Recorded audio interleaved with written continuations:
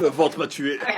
Le 12 janvier 2010, Haïti a subi un tremblement de terre qui a fait des centaines de milliers de morts et plus d'1,5 million de sans-abri. Et au final, qu'est-ce qu'ils ont eu? Un remake de We Are the World et quelques maisons construites, mais aussi rapidement qu'une maison bled. Aujourd'hui, on va voir ensemble comment ce qui aurait dû être la plus grande opération de reconstruction de la perle des Antilles s'est finalement terminé en une escroquerie et en un scandale international. Et évidemment, tout ça après générique.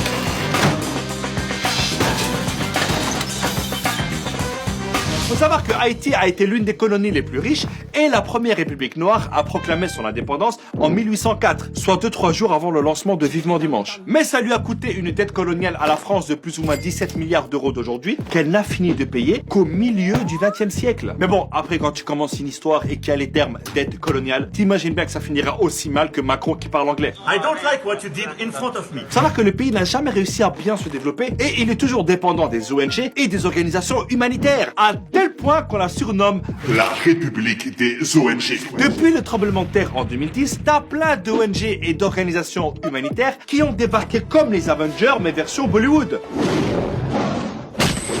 Parce que t'en as plein qui ont fait des trucs sans logique, sans coordination et énormément d'argent a disparu. Et croyez-moi, c'était pas la faute de Carlos Ghosn.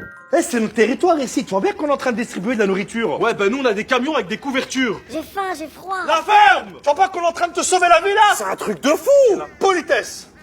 Bon, qui a faim? Qui a froid? Le gros problème aussi, c'est que t'as des humanitaires qui se sont crus tout permis. Les gars, on n'est pas à la police ici, hein. Il y a des règles. Par exemple, Oxfam avait des employés qui ont organisé des orgies avec des prostituées. C'est quand même triste pour une ONG reconnue pour son excellent travail. T'as aussi les casques bleus de l'ONU, censés protéger la population après le tremblement. Ben les mecs, ils ont apporté le choléra avec eux. Ça a fait plus de 10 000 morts et 800 000 malades. Et encore, il a fallu du temps pour que l'ONU reconnaisse son erreur. Et puis t'as des gentils ONG qui ont distribué de la nourriture sans penser aux agriculteurs locaux. Comment tu veux que le paysan vend ses légumes quand en face t'as un mec qui vend tout gratuit? Mais la médaille d'or du grand n'importe quoi revient à la Croix-Rouge américaine. Elle a recueilli 488 millions de dollars de dons jusqu'en 2015 et elle a été accusée de n'avoir construit que 6 maisons.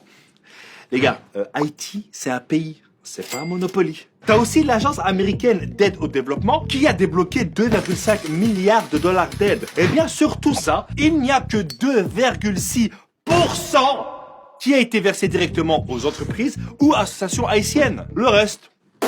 Donc sous le coup de l'émotion, tout le monde s'est précipité, mais ça a été mal géré. Résultat, Haïti est devenu une espèce de centre d'entraînement pour des humanitaires qui ne connaissent ni le contexte, ni même le pays. Tu savais qu'ils parlaient français ici? Bah ouais. Je pensais qu'en Afrique, on parlait l'africain, moi. Mais on n'est pas en Afrique, on est à Tahiti. Ah, mais toi, t'es vraiment nul en géographie. Hein.